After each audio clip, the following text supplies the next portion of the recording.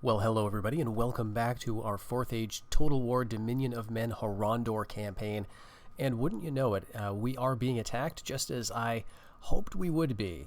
We've got an army here that is interposed between this Haradrian force, which is camped out just across their border here, and our army that is besieging Ur. So this all-cav army, as you can tell, is well positioned to block the relief army, at least from this front. We do have some other armies marching around in the south and east, but if we can prevent him from reaching this army, then we may be able to just assault next turn and take the settlement. Let's see if we can take a closer look at what he's got. It looks like the balance of power bar is exactly even. We are outnumbered by about 70 men or so, but yeah, a lot of these are footmen. And as we've seen, these footmen of Harad are not going to put up too much of a fight. They are pretty low morale. There are a lot of them, but they don't tend to work very well for the AI or for the human player most of the time. They're decent at garrison, right, keeping down disorder. But we do have a family member to watch out for. This is another Serpent Black unit.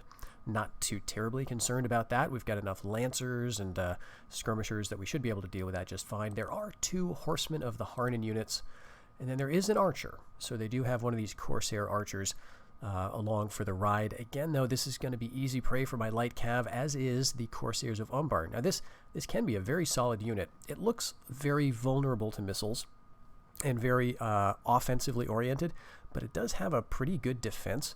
And in the right circumstances, these guys can hold a lot better than you might think just by looking at them.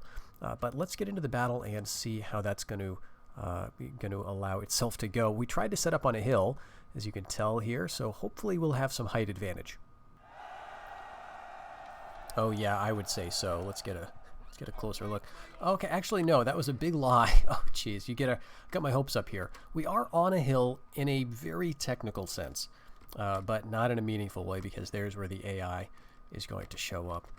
That's a shame. That's a real shame. Well, at least we have the mobility of our all-cav army, so that's going to essentially make this a flat field battle, which should work out pretty well in our favor. So I think we've got 7 of these guys or so. And so how do we want to dispose them? Let's see. Let's get them kind of all over here for now. And yeah, we've got our heavy cavalry bodyguard unit, Harondor retainers. One of my favorite units just for aesthetics too. I just love the armor on these guys and the colors. But one thing you always want to remember if you're new to the mod, don't be surprised that all of your cavalry bodyguards are going to have skirmish as a function. Now, they do not have any ranged capability, but this is just something to make really to help the AI. Because if you have played Rome Total War, that you know that the AI is very confident with its bodyguard units. They tend to be very, very good. And so when the AI is looking for matchups, in terms of stats, it's going to take its strongest unit, which is usually its bodyguard, and throw it into the melee. Having skirmish capability is a way to kind of encourage the AI, and maybe the player too, to be a little more careful with these units. But if skirmish is left on, that can really mess up their pathing. So when you are in control, you always want to uncheck the skirmish just so that you can have a bit of an easier time for yourself. Okay, we also have these Herodwaith riders, which I think are going to be maybe a decent backup to our skirmish line. And then we'll have the Lancers over here. Yeah, just like a decent block of them or so. I think we can go fairly compact with the bulk of those units. So let's get our skirmishers grouped up and get them forward. We don't want to be on the downside of this hill, but at the same time we don't necessarily want to rush with a lot of our units. We want to kind of hold back. We're going to have the archers to deal with, as well as the bodyguard unit, who is kind of staying in the back line here. Let's go Lancer to Lancer. And otherwise we'll just skirmish with our cav. Looks like they are running. Okay, they're gonna push towards us with their infantry, which is just fine. I'd like to get these guys around the right. And yeah, we saw off their infantry pretty easily. Let's look how we're doing. We lost about 10 or 12 total. But this is going to be pretty decent. They're going to charge me with footmen. Let's pull back. Kind of surprised or disappointed that we haven't routed that unit yet. But yes, now they're gone. Let's go ahead right for the Serpent Black. And let's throw in our bodyguard here. I'd like to try to get the archers in the back. I think we will. Throwing our bodyguard right at those footmen is arguably not a great idea, but notice how they're moving away. They don't really want that fight, and we haven't taken any losses yet. Okay, there we go. There's one. And we'll just skirmish away from these footmen. I don't even know where the Corsairs are in terms of the swords unit. Okay, they're right there. It looks like they get chewed up. Okay, good. That was their guy, not mine. Okay, very nice. Just gotta pull back. We don't need the Lancers to do anything else at this point. We should be able to do this all with just sheer intimidation. So let's bring our skirmishers around just to the flanks, just to kind of push them. And if we get like any kind of charge, we get them close to them. Also, our bodyguard has fear, or causes fear rather. Let's move. Okay, we got a little caught there. That's too bad.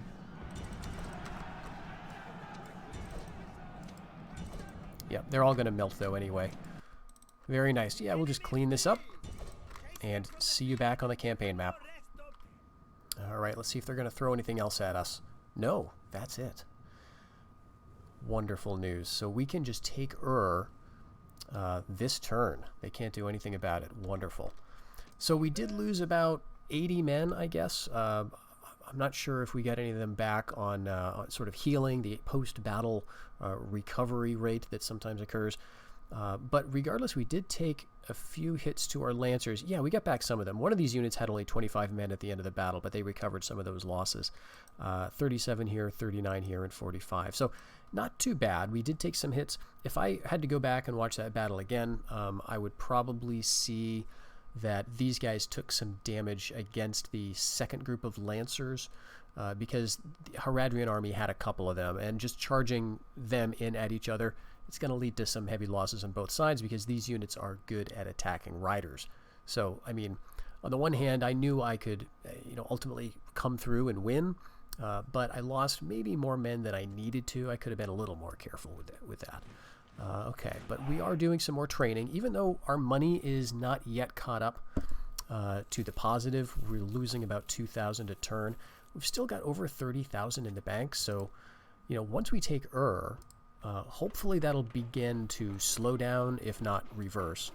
And some of this stuff is good too. In Harman, we just built our tribal moot, which is sort of, as I mentioned in the last episode, one of those conversion buildings. It's kind of like a temple, right? But in terms of the flavor text for all the different factions, every faction has a building line that encourages the alignment that they have access to. So for us, we can go with Ways of Darkness. I think we might also be able to go Ways of the West, theoretically. But regardless, if you are a faction that can choose between two alignments, then you have two options for what kind of buildings you can build to pump up the alignment. And those buildings will also have other impacts, such as bonuses to tax rate. Let's just take a look at the description here.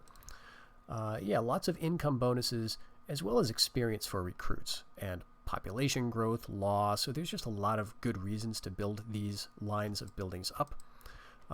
So the next level we could do will require the next sort of core settlement upgrade building, which will require us to make this an urban province, which is not something I want to invest in just yet, at least until our finances start to right themselves.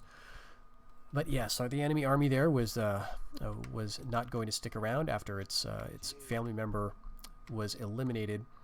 So now we need to look around the map. We've got a couple of spies here, and there's a couple of things that I want to check for. One of which is that Mumikil army. The last we saw was right here. So I'm going to guess they moved off to the west. Let's see. Okay, maybe not. That would be really nice if they somehow didn't. But is it this? I don't think so. I don't think they can get that far. Let's move up to the north. So I don't think this is them. I don't think this is elephants. I think what this stack is a consolidation of all the other armies that were hanging around here at the end of the last turn. So I'm guessing maybe, let's see, if we go over here, this is not under siege. It would tell us if it was. But we might be able to see that elephant army in some other part of the world. Oh, but it's very unsettling that I don't know where they are. Maybe they went back to Parchereb? Nope. When last we saw it, this was garrisoned by just the governor, and that's probably what that is still. So I guess they could be in the fog of war up here. They could be going in this direction to fight against Far Harad. Let's check the diplomacy. I don't think they have any other enemies at the moment. At least they're not at war with Khand, which is the other faction to the east. They are at war with rebels, so there could be some rebel settlements that they are trying to control. Maybe that's what they're doing with that army. There is a decent garrison here. So I'm going to send this spy just kind of generally over in this direction. I'll see if we can get a better sense of what we can expect. We've got a total of two scouts in the area. We've got one up here. What do I want to do with him? I guess we should bring him down to check, just to double check what we've got here. Yeah, no elephants. On the other hand, this army is not looking very nice. We've seen some of these units before, the footmen, the corsairs, the corsair archers, and even these horsemen of the Harondor, which are pretty solid. What we haven't fought yet on the battlefield is these Scarlet Shields, which is a very, very strong unit. It's kind of like our bodyguard unit, in fact. Very similar, I believe, in terms of armor. Frightens a nearby enemy. Just a really, really strong unit all around. Fortunately, if you fight Harad early, you're not going to see too many of these. But if you let them get big, then this can be kind of a nightmare. The other thing we haven't fought yet is Spearmen of the Serpent. This is, I think, a third-tier unit for Harad. It is another very good unit. But they're very susceptible to missile fire. Surprisingly so. Like if you can work around to the flanks and the rear, get some javelins in there, get some good shots with archers, you're going to be in pretty good shape against them. And of course, they're a foot unit, so we can, for the most part, kind of decide when our engagements are going to happen if we've got cav superiority. And then this guy here, the Palace Guard. Very, very interesting looking unit. I love the aesthetic here.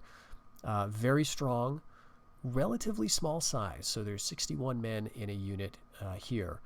This is one of the rare units in the mod with a battle standard to inspire the nearby troops, kind of like the Legionary Eagle from the base game. So they've got good morale. Of course, they've got spears. So again, this is a good unit to get rid of because they help improve or shore up one of the weak points of a Haradrian army, which is their typically low morale, like these footmen of Harad, which can really mess up the AI's advance, right? If you've got an army with a mix of units and you've got a bunch of these guys routing, that's just going to hurt everybody else's morale. So with those battle standard units, that's going to help the Harad stay in the field a bit longer. I guess for the sake of completeness, we owe it to ourselves to check this. Okay, no elephants here. Well, that's good. The other thing I'm seeing is that Carinbad is pretty much unprotected here. So one thing I'm wondering is do we want to actually hit Do we want to actually assault this turn? We've got a fantastic army for, very early stage. Maybe a few more footmen than I would like. But these are all pretty solid units, especially the 4 units of these Harondor armsmen. We would be taking losses if we assaulted. We've got rams to sort of deal with the walls, of course, but there are going to be some towers that are going to be firing at us. There's going to be some other units in here. I don't know exactly what they are. So I wonder if it might be better to leave for the moment and engage this army, right? Because at this point, we actually outnumber them, and we've got more units than they do just on a raw level of just the units. It might be good to get rid of this, and then we could have more of a free hand, because really Carinbad is the prize, right? So has wooden walls. Carinbad's walls are, of course, stone. And that is a big advantage. We've got a bunch of archers. We could park these guys on the walls. just give them a much harder time. They couldn't just ram down these walls, obviously, right? So I'm thinking that's what I want to do. Instead of assaulting I think we'll leave it. We'll go somewhere else. Do we want to attack them? Let's see. They've got 3 archers, 3 units of cav, and then, you know, the rest is like infantry stuff. These 2 swords units are dangerous, and we don't have any units of our own yet. We can train our own version of Swords of Harad here if we wanted to. But they're a little weaker, you know, well, considerably weaker than the armsmen. Look at the defense difference. 26 for these guys, 33 for these. These guys have a lower melee attack, but they do have a couple of javelins that are very strong. Regardless, we don't have them now. So how could we deal with this? We've got 1 Lancer and... Okay, we've actually got 2 Lancer Cav, 2 Skirmishers, 2 Mounted Skirmishers, 1, 2, 3, 4, 5 Archers to kind of potentially deal with their Cav. I think I'm going to do that. I think I want that fight. Let's go ahead. We'll lift the siege. We'll hit them. They're going to stick around and fight. We outnumber them by about 300. Let's do it. I know it always seems to make sense to go for the city whenever you can, but I just know what's coming, right? With when you're fighting Harad, we just had a little victory here. It looked like we cleaned out the enemy, but we really didn't. There's just a lot more of them coming, and so we're going to have to do the work before we really, you know, risk a bunch of lives in a siege, and then have to turtle up and withstand a massive counterattack. So I'd rather do my fighting in the field when I can, because that makes it a little easier for us to use our cav and archery advantage and our skirmishing. Let's see. I don't like mixing up these guys on each wing. I like to know exactly where my skirmishers are and exactly where my lancers are. So we'll do that. And the lancers, I think the lancers I'll keep in the back. What we want to do is double team the big threats. So we're going to put them back here right at the center with the bodyguard. Let's see. We've got our swords on the flank. Let's take a nice look at these guys. Beautiful unit. Another little detail here is they've got like a hammer, sort of a war hammer at their belts. Just to, you know, they don't use it in melee like in the game. It's not like modeled in terms of animation or anything, but it's sort of there just to give you a reminder that these guys are pretty tough, and they can dish it out. And here's our Harondor footmen. Again, sort of a Dunedainic inspired unit. And backing them up, we've got our Archers of Harad. I think this is going to go great. We've got 1 of those units up front, and then our skirmishers before them. I think that's good. Let's group this this formation, and they're probably just going to set up directly in front of me. There's just no height advantage here that they can find. Again, I've been playing a lot of Medieval Total War, so it's going to take me a little while to get used to the formations again, and what you have to do, because the controls for this game are just different enough from that one. But here, they're actually going to let us just approach. They've got a bunch of guys hidden here in these trees, which is quite the feat, actually. They got this tree here hiding probably 300 guys. But they're probably going to sit back and let us whittle down their front line of skirmishers. And we've got enough arrows to really do some damage to them.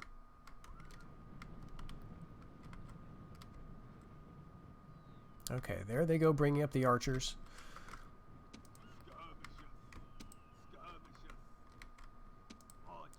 And, you know, I think I might want to actually try to preserve my skirmish guys.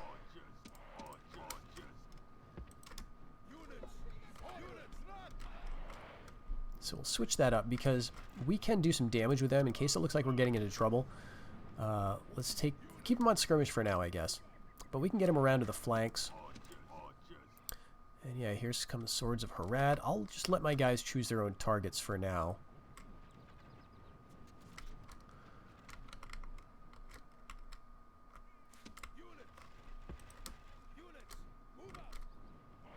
They're going to get in, and they're going to throw some javelins, possibly at the archers, Possibly at my Harondor armsmen, which is going to be annoying. Are they going to... No, they're...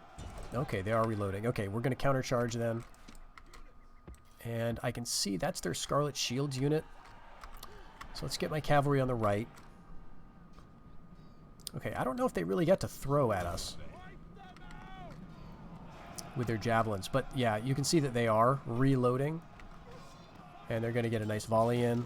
Oh, that is just awful. Look at that. How many men we lost in that volley.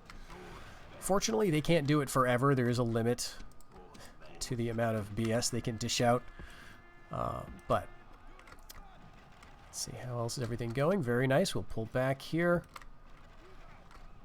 These Corsairs are going to go away pretty soon. Swords of Harad winning. And their Plainsmen skirmishers are getting involved. Yeah, 42 men here. From, what was it, 60? 80 we started with. That's just absolutely sickening. See, that's the danger of fighting Harad. They've got a lot of these javelin-type units.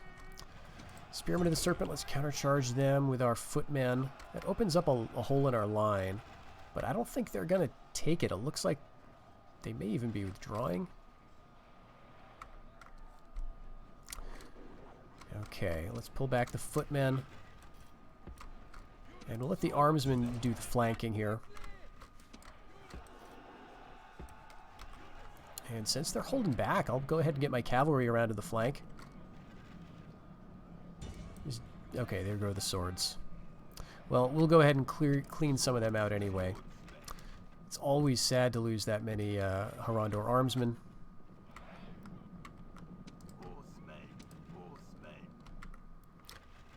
But okay, now we pull back. Because they're bringing out the spearmen. Okay, good. They're not leaving the battlefield yet. Very, very nice. But look at this. They're charging up the hill. We've got our archers just placed very nicely. Get these nice leisurely shots. I mean, I forgot how good missiles were in this mod. This is just lovely. There they go. They're leaving, and that's our cue to take these guys off skirmish and just rush forward and just see what we can do. See what we can take advantage of here. We can hit some of these guys in the back with javelins. We're not going to get the general, but the general is really just this unit of Lancer Cav. The Scarlet Shields are going to stick around to fight another day, unfortunately. I guess if I've got the space, we can charge the general down here too. But that's a good day's work, I would say. We eliminated a couple of, dangerous units. Of course, we lost a lot of our Harondor armsmen. Now, the thing that I'll be watching for is in the post-battle to see if we get any of these guys back. This is dangerous. We're throwing into spearmen, but they're withdrawing, and they're going to turn around. They're going to do that thing. Okay, pull out. I wouldn't mind getting rid of this unit if I can.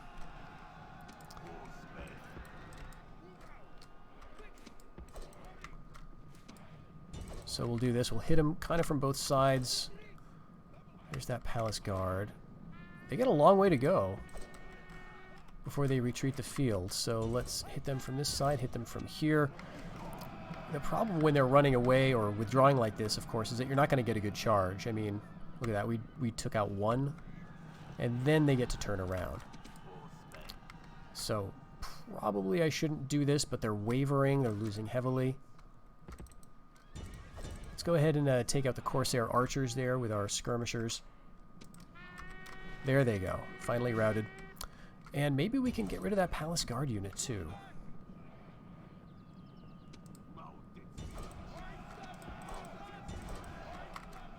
There, they're wavering and routing.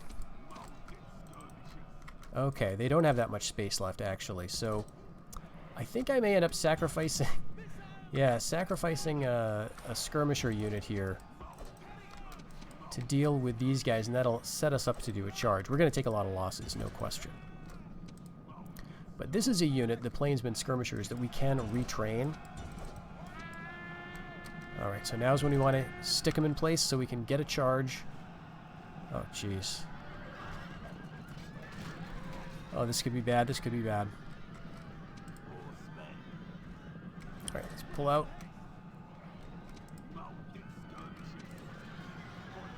Oh, there they go. Nice.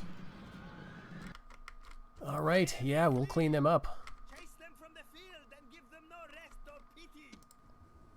Now that felt like a good battle. You can see that their stack is much diminished now. We've gotten rid, just completely eliminated some very dangerous units. And now I'm curious about what we're going to get back. Okay, so this unit was the one that was hardest hit in the battle. They had 25 men left, but now they've recovered. 42 of them have recovered from their wounds. A nice little feature from Rome Total War. I'm pretty sure Medieval didn't have anything like this, where you could recover a certain amount of casualties after the battle, like if you won. But regardless, what seems to be the case is that if you take those losses in missile fire, they are more likely to recover than losses that are incurred in a melee. So a lot of these guys were getting hit by those javelins. That's where I think the majority of the casualties came from. So a lot of them came back. I'm very happy to see. And so we got rid of that stack that's right around here. We'll, let's see, I guess we've got another archer unit here. I'm thinking we want to go maybe a little nuts on scouts, or spies rather, and just keep cranking them out. We've got more of these mounted skirmishers we could train. Let's see how we're doing though. We've got 1, 2, 3, 4, 5, 6, 7. That's 8 already. I'm thinking 8 is plenty. And it might be better to, like, retrain some of these guys. Let's bring them back for a replenishment. And I know we can take this opportunity to also train another unit of these, but let's go with a 3rd unit of Harondor Riders, just so this army isn't... I don't want them to be too skirmish heavy. There is a bit of a danger to that, or there can be. If your army is just nothing but those light skirmishers, you can get yourself into some trouble. Okay, already our income, is not as bad as it was last turn. That's because we lost some men in battle, so that's part of it. But that's good. Let's move up. What I'm doing with my emissary here is just periodically checking. You need to go keeping eyes on the Ithel Valley, because we're very vulnerable up here. And as soon as there's one winner around here, then you need to be ready to be attacked, in my experience, and maybe even before then. So I'm just checking to see if there's a big army marching down from Adunabar's territory or the United Kingdom. And so far, nothing. It looks like there could be a siege on Minas Ithil pretty soon, so maybe the Reunited Kingdom are going to be the winners of that. We're allies with them, with Rohan and with Farharad. And I think that's kind of all I want to do right now for diplomacy in terms of getting new allies. I guess the responsible thing to do would be to hit this army with our cav. So let's do that. We'll keep him, keep these guys working in tandem. Well, the enemy have set up on this small hill here, and the thing I'm watching for is for the moment when they decide to withdraw, because the AI will do that sometimes. They'll accept a battle, but then change their minds, once you start to get close to them, or once they begin to realize that they can't really deal with you. So to that end, what I'm going to do is just try to work some of my cav around to the back. We do want to get in under these archers as much as possible, because they can, of course, do a lot of damage to us.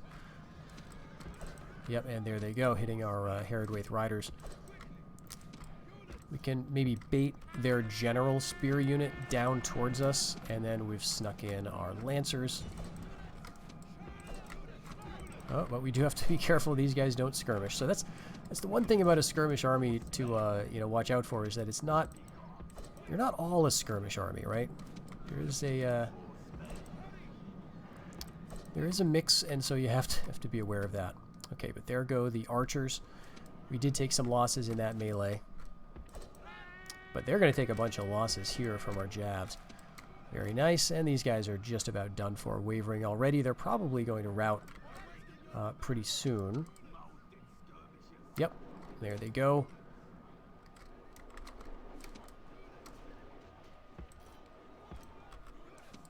And I think these guys are trying to withdraw, potentially. Let's get our javelins over in that direction. These guys still have javelins. And we'll just shadow them, basically.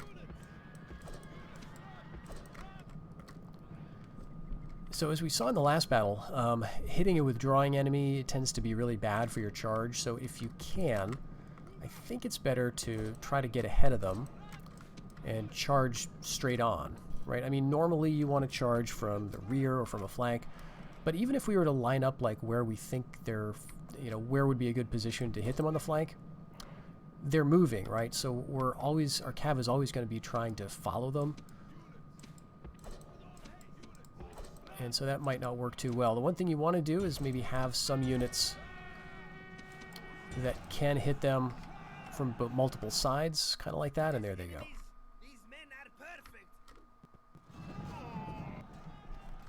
Alright, there's the general, and I guess that's it. Nice. Yeah, but you have to be diligent as Harondor. We've got to keep doing those little battles, you know, seeing these little tiny enemy stacks, and taking those fights, because otherwise they're going to join up like we saw and become one of those big armies. So we're kind of taking our time here. We're flirting potentially with you know, bankruptcy, I guess, if we were to hold off too long on taking any cities. But I do have my eyes on Carenbad here. The other thing that's very nice about this is if we can pull this one off, we share a border with Far Harad, and as long as they're feeling pressured enough by Harad, they're unlikely to attack us here. I think maybe we'll see. They can be a dangerous enemy. They've got a lot of fear-causing units, but I think they would be easy enough for us to deal with for the most part. Let's end the season and see if those elephants are going to reappear. We were not attacked. No Haradrian forces have appeared out of the fog of war, at least other than this guy, as far as I can tell. Oh, very nice. We've got a suitable husband. So he is an adept governor, an adept commander. He is a city dweller. He is only getting the bad effects, unfortunately, of this subculture.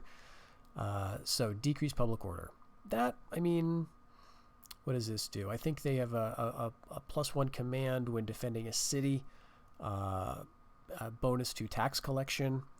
You know, decreased public order is far from the worst thing, so he might make a really good governor, especially since he's lazy, which has a negative impact on hit points, but he is intelligent. So I think I'm going to take him.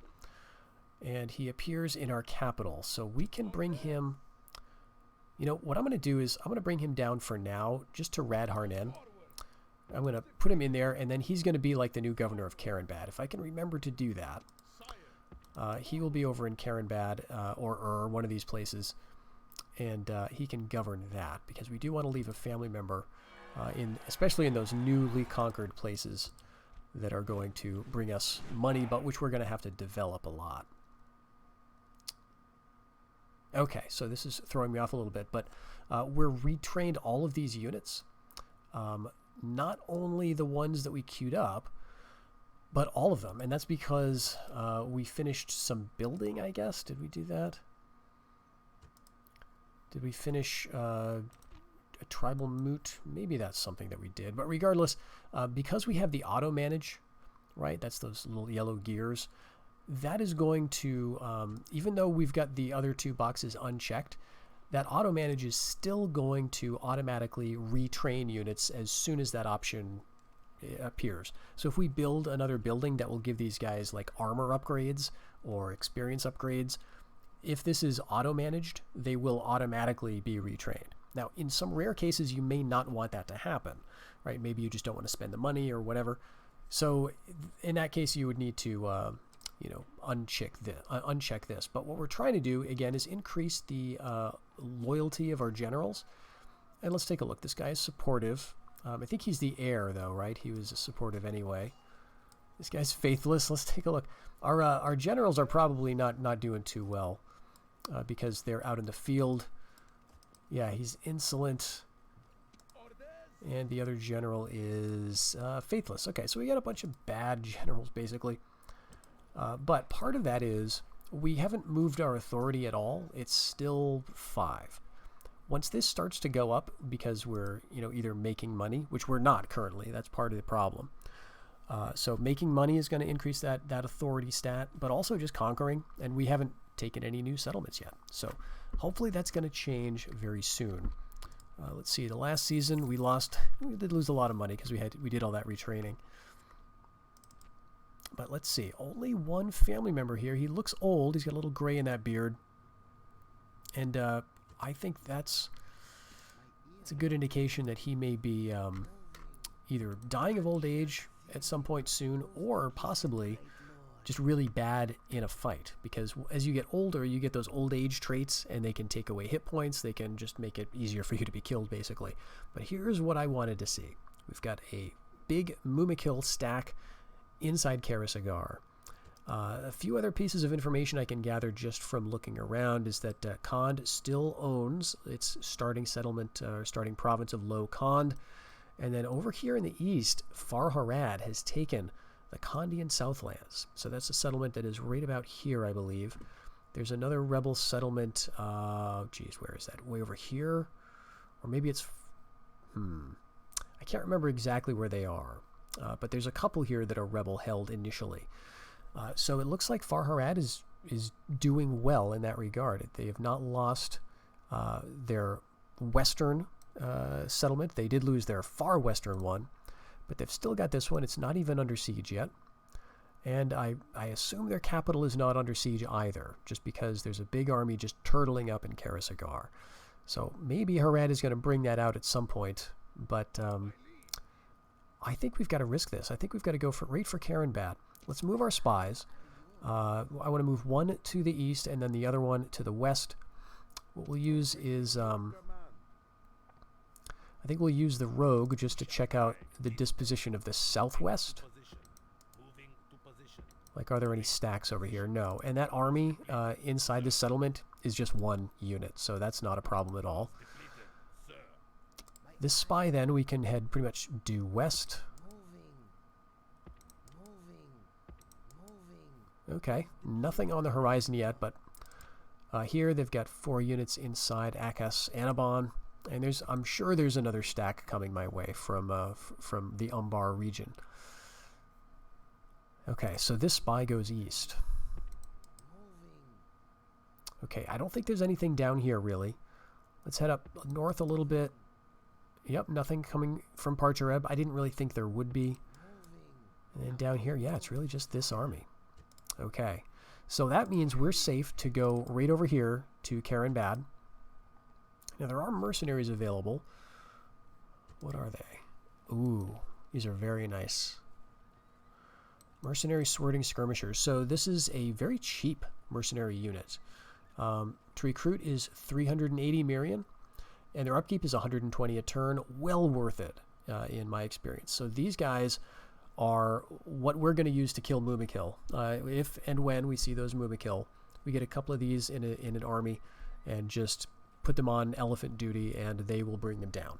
So you do want several units, but these are just great. They cause fear to infantry at any rate. They're effective against armor. They get a bonus against riders and large creatures, and that I think is because of the javelin, but they also have spears for melee. They've got a big shield, so they're just a really, really nice unit. Very fast, good in the desert, so I'm going to pick them up. Picking them up early also is kind of a good move because it'll allow the mercenary pool to replenish, to refresh sooner so that we can then, get more of them. And I kind of want to get as many as I can. We are losing cash, but with taking this settlement and as well, we are going to get into, I think, better finances. Now, let's see. I could recruit them right now and put them with this army, but this needs to be all cav, I think. I don't want to lose the difference in movement points. Like, these guys can move this far, this army can move only that far, so it is a big difference. Well, I guess one thing we could do is ditch some cav. Kind of hesitant to do that.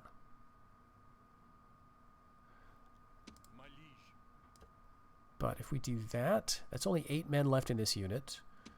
And 20 and 38, how many men do we normally get? 52, is that it really? Yeah, it must be. 52 men per unit. So if we combine these two, that's 6. You two go back for retraining. And, we're going to have to go back to Harondor for at least one of these units. But now we've got space for 2 skirmishers. And now we'll put Karenbad under siege. Let's see. Yeah, we've got... we're going to have to go kind of wild on the equipment, but probably the siege towers is all we're going to need. I'm pretty sure it's just a family member in here. Yeah, it's the heir. And actually, he's probably fairly old.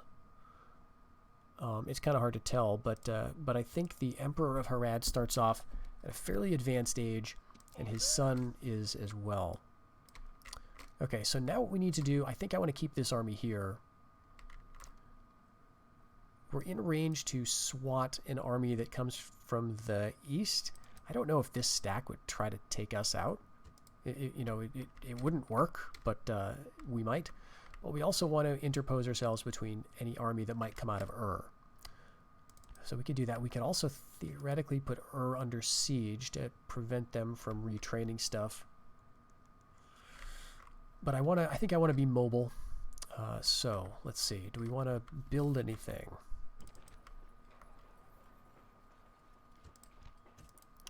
I mean, land clearance would probably be a good move. 632, 754. And it's going to also add some trade. Yeah, it's cheap enough. And here, let's see. Everything is kind of expensive. Let's go with the only cheap thing here, animal husbandry and fishing rights. In Harondor, this guy is going to die very soon. Let's see his age trait. Oh, middle-aged. Okay. So we've got some time with him.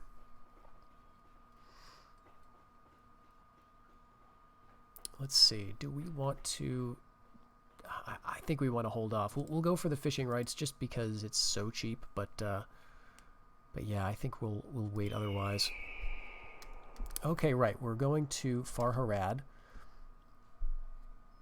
Okay, but we're going to be blocked by that army. Well, okay, it's good that they have an army outside the city. That tells me that they're interested in using it. Hopefully against Harad. So, okay, we're approached by Ruvanian. They want to give us alliance, trade rights, and map info. Now, on the surface, a lot of people would say, yeah, let's just take it. That's a great deal. But I want to get cash out of this too. And so I'm going to take away map information because I think the AI values that. I'm going to take away trade rights because we can't trade. And if we ask for money to trade, they're going to want to pay nothing because we don't have a land border. So the AI will pay you for a trade if you can trade with them. But if you can't, like in this scenario where Rovanian is way up here, they're not going to see any value in paying for trade. So we're just going to go with an alliance and see if we can get some cash from it. The one thing that I don't know is what other alliances they have currently. And this kind of is baffling that Rome Total War did not add this feature. You would think that current treaties here tells you the story, but no, this just means that we don't have any treaties with them right now. Which, like, you'd think that would be easy enough to include somewhere like at the top. We're already neutral. I guess if we had trade rights or map, it wouldn't tell us map information. It would tell us military access, which you need to be allies anyway. It would tell us if we're trading. It would tell us if we were providing assistance against another faction or if they were. I think it would tell us if we were paying like a tribute over a series of turns or vice versa. So those types of things. But regardless, it would be really nice if it told us who they were allied with. But regardless, let's just see if we can get some cash out of it. Let's go for a single payment. And let's see. They end up fighting a Dunabar usually. Just because of the location, right? They're up here. They may go hard against a Dunabar. So I kind of want them to do well. So I don't want to ask them for too much money. Let's see if they can afford 2,000. All right. Very nice. That's going to just keep us, kind of stable. So we're not going to be losing so much cash. Okay. And before I forget, we were going to check with Anorlith. Now, there's a couple of emissaries around here. We could hit the city, right? The garrison itself to talk to Far Harad. We could talk to Harad. They might be open to a ceasefire right now for a bunch of cash. The other thing we could do is talk to Khand and see if we can make some diplomatic money that way. So the Mumakil army is still chilling out in Karasagar. Let's keep our spy, roughly around here. Our other scout our second scout. Do we have another one that I forgot to move? Yeah, we do. We've got more scouts than I think of. But our other scout, we can just keep coming down here. And this guy has revealed to us that we've got an army approaching from the west, from the ocean. We've got scarlet shields in this one. That's not good. Probably that's coming out of Harad itself. I think that's the only place at the beginning of the game that can train these guys. But it's also got footmen, right? It's not super terrifying. Well, let's check our news here. Okay, we've allied with Ravanian. Tharbad has attacked the Dunabar. Good, I guess. Rune is allied with Rohan, which is always interesting. And we've got some building done. We've lost about 4,000, yep. And our path was blocked. That's because we ran into an army here. Okay, so let's do this diplomacy. Let's go here to Anerlith, and let's see. We've already got all these military access, trade rights, and so on, an alliance. Let's offer them an attack on Harad.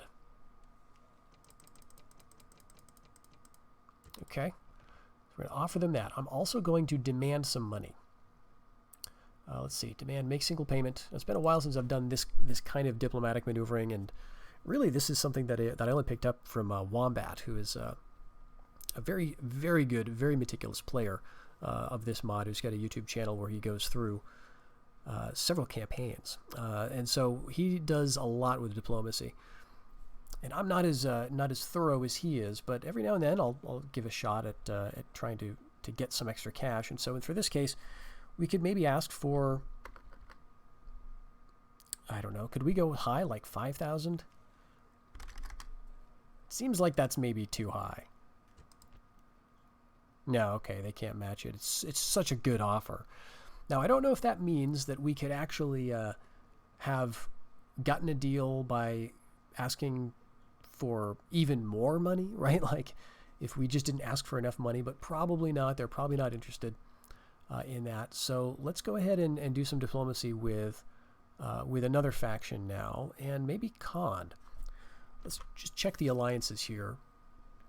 Harad has got its usual enemies, no allies. I do want to check a Dunabar. Okay, they're just at war with the United Kingdom, Rohan, and Tharbad. They are allied with Khan. Right, so Khan is only allied with the Dunabar and Rune at the beginning of the game, so they might not feel like they want an alliance with us. But let's see. Trade rights, demand, single payment, 3,000. How about that? Khan usually doesn't do very well. Yeah, they don't want an alliance. Okay. All right, so how about this? Let's talk to Harad. I will speak with them at once. Let's ask for a ceasefire, but demand a province. I want... I like because I don't have it under siege currently, and it's got a lot of men in it. But I could get a lot of money from sacking these cities. So here's the thing. If we get a settlement through diplomacy, it's going to have all the population that it had initially. So you're not going to exterminate the population, right? Which means that it can actually make them harder to hold. You're going to get a bunch of token, like peasant units, basically. And the AI army from the faction that owned it originally is just going to be kicked out outside the city. So it's helpful in avoiding a siege and avoiding the loss of men, but it's not like a super necessary move all the time. It's really cool if you can make it happen. But let's see if we can... Geez, would he give us Karenbad?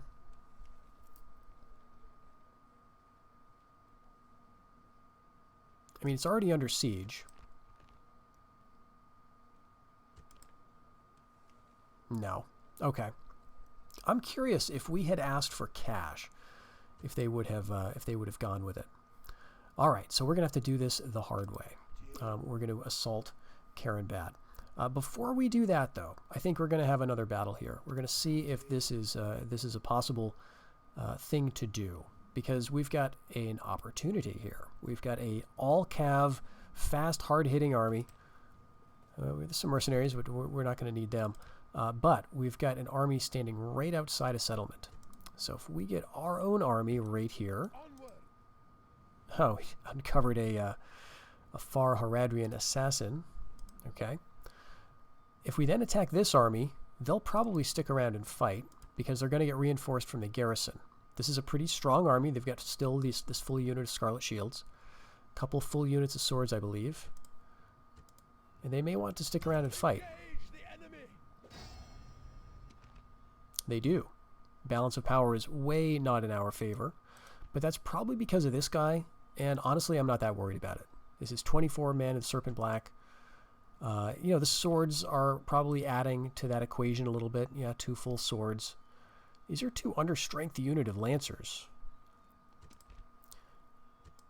But the point is, if we can win this, kill the family member, eliminate the army that we're attacking, then we get the city, right? We can just walk in without besieging it.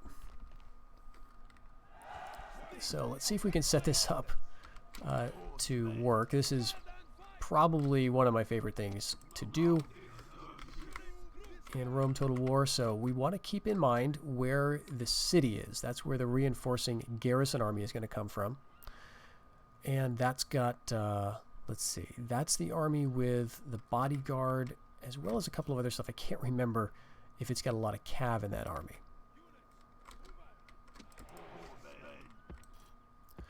But we're going to have to play this a little cautious, because if the AI sort of suspects that you're just going to immediately, like, blast them off the field, then they will just retreat. So we'll get like this. We're going to let them come on. I'm going to just get up here kind of casually up towards the hill. I'm going to kind of ignore the army behind us. Because the other thing is, even if we don't get the city, it'll be nice to get rid of this army, because there are some pretty dangerous units here. Yeah, so these 2 cav, the Scarlet Shields, 1 archer, and then footmen, and then, you know, swords. The swords are going to be rough. We're going to take losses. And here we've got, looks like another unit of swords, a full unit there. Desert skirmishers. Okay, not too bad. And then this Serpent Black. Okay, it looks like they're not hesitating at all.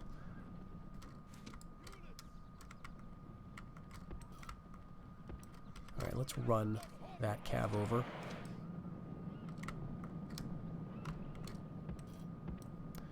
And let's let them treat it like an attack.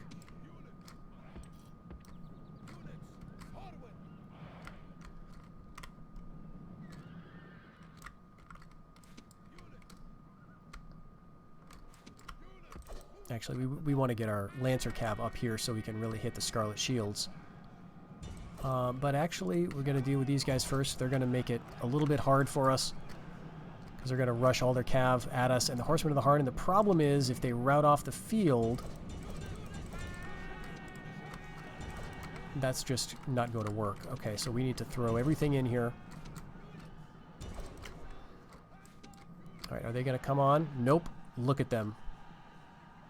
Look at them holding back here.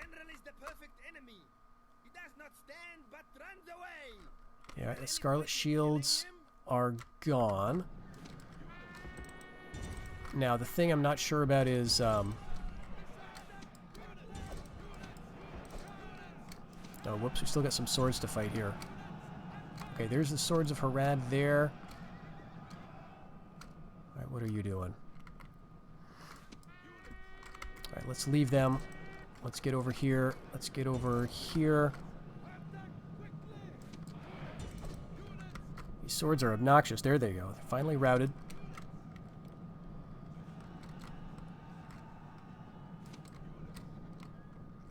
Okay, we'll let most of this army go because we don't need it to stick around in order to get them to melt. Right? They can actually just withdraw or melt away, rout away, if you kill enough of them, but when it's led by a family member, we need to actually kill this guy. Alright, Alright, so now we're coming for him. And then we can take out the infantry at our leisure. Alright, let's go right in.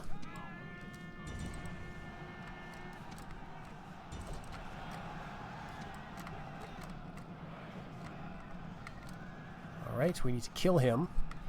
And then sweep around and take care of the swords. This is going to do a lot of damage to our cav army, so that is a problem. There they go. Alright, let's get up here, ready to charge in at the swords and pull these guys away. Alright, they may just be trying to leave now. I don't think they really want to fight.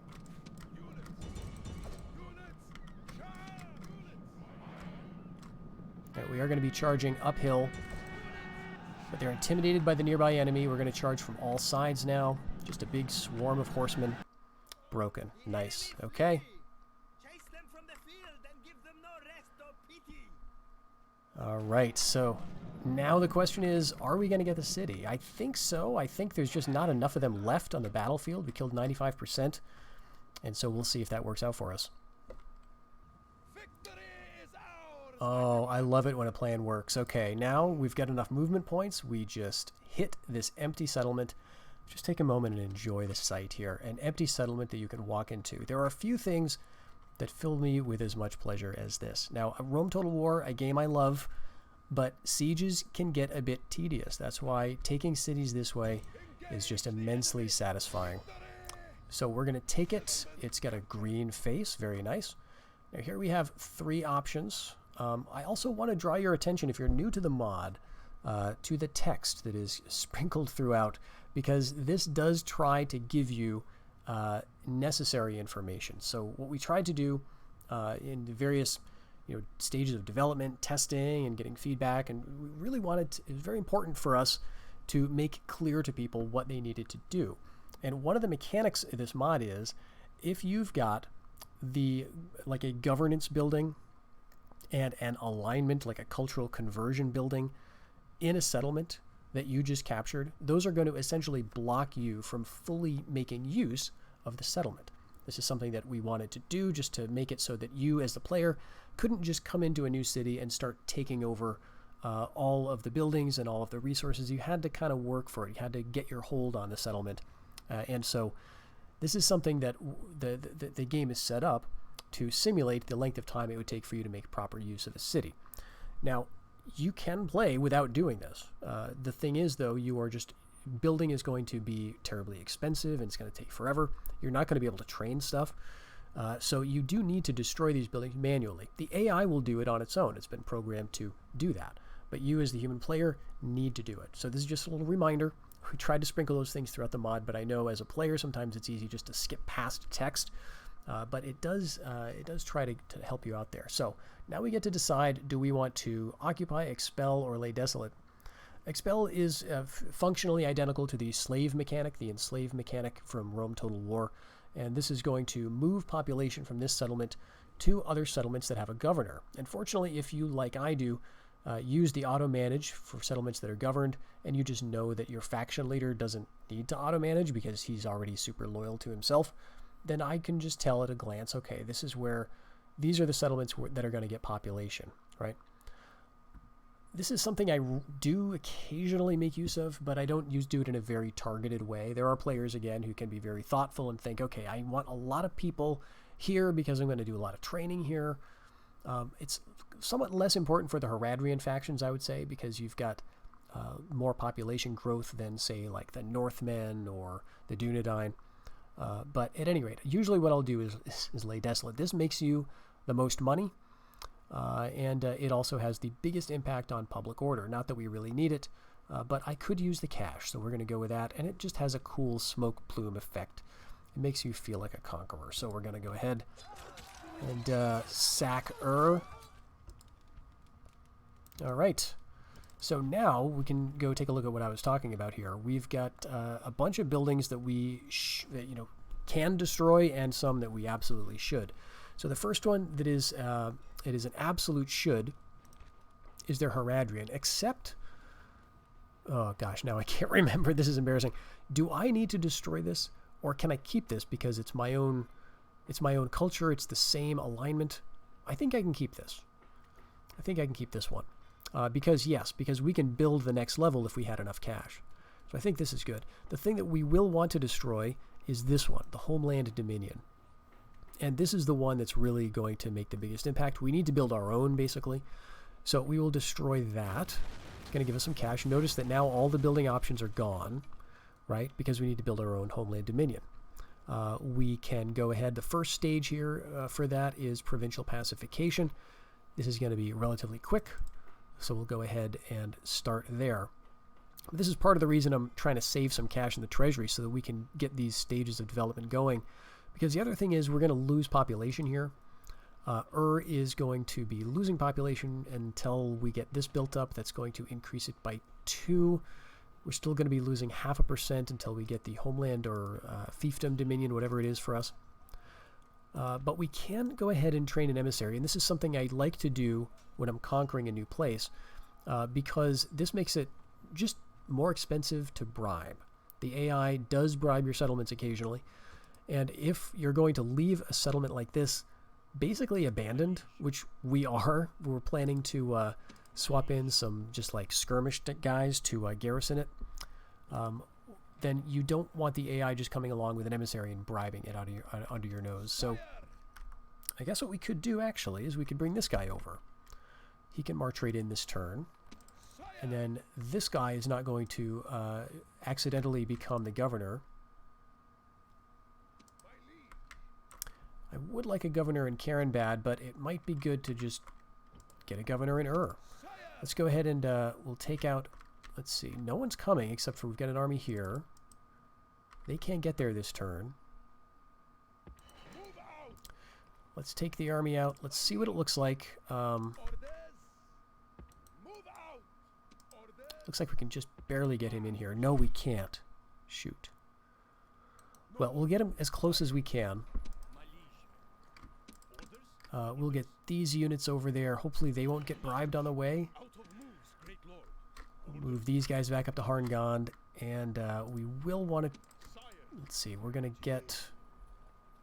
I guess we'll have to leave our cav there for the moment, but we'll get these cav units down. Right here, right next to the family member. Now, we may get hit, actually. Oh, maybe this is a horrible idea. Okay, so here's what we're going to do. We're going to get all these guys out, as many as we can. Can we do, like, all of them? Yeah, okay, good. So we'll just leave him here with just a single Herodwaith Riders unit. And this guy, if we are hit by this army, we'll be able to face them with all this cav. And this guy will show up as reinforcements, potentially. But we'll see. I think we can hold our own there. And that leaves the big one, Carenbad, which we will assault. That, however, we'll have to wait for the next episode. So hope you'll stick around for that, folks. We're making a decent beginning here. We're not going to be really in the black yet. This is kind of false because we've just sacked the settlement, right? We've destroyed some buildings. This is giving us a skewed interpretation. But actually, now that I'm looking at this, we're not quite done sacking yet because this mustering field is totally useless to us. So we can't train anything out of it. We'll have to build our own military stuff. So we'll destroy that, get another couple thousand. Anything else we want to destroy? Geez, I don't think this does us any good. If it did, it would be giving us law information, right? It'll give us, tell us what the effects were. So we can just destroy that too. And I think that covers it. So with that done, we're going to, the last act this turn in the following episode will be the assault of Carenbad. And then we'll have expanded our territory from 5 to 7. So I hope you'll join me for that. Until the next one, everybody, take care.